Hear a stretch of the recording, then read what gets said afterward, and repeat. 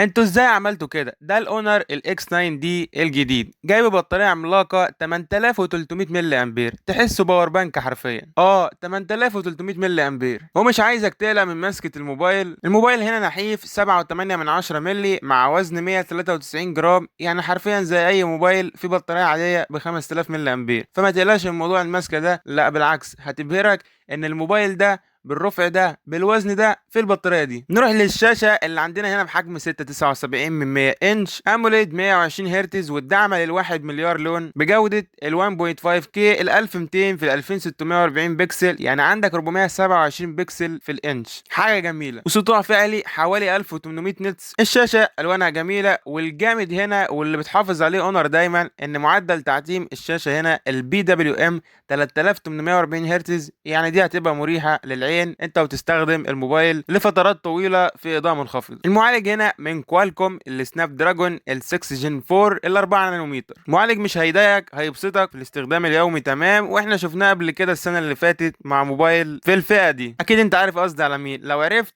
قول لي في الكومنتات. والمساحه هنا 256 جيجا او 512 جيجا مع 12 جيجا رام، ونوع المساحه هنا يو اف اس 3.1، حاجه محترمه. لما نروح للكاميرات، عندنا كاميرا رئيسيه 108 ميجا بكسل، والدعم للمثبت البصري او اي اس بفتحه العدسه 1.8. كاميرا تانية 5 ميجا بكسل للالترا وايد، وسيلفي 16 ميجا بكسل. بيصور فيديوهات ال 4K 30 فريم بالكاميرا الرئيسيه، والسيلفي 1080 بس. تجربه التصوير هنا والصور والفيديوهات مش احسن حاجه، ما تمش التطوير عن الجيل السابق، هو مجرد بس تحسن طفيف عشان اختلاف المعالج. الموبايل هنا مش جاي يركز على تجربه تصوير مثاليه وان هو يكون افضل كاميرا، لكن بيركز على نقطه تانية اهمها البطاريه الكبيره 8300 ملي امبير، مع الحفاظ على حجم نحيف ووزن كان معتاد في اغلب الموبايلات، مع مقاومه عاليه للصدمات والكسر، ومعيار محترم لمقاومه الماء والغبار الاي بي 68 والاي بي 69، يعني ينزل تحت المايه عادي مش هيحصل اي مشكله. لكن طبعا انت ما تعملش كده بنفسك عشان الضمان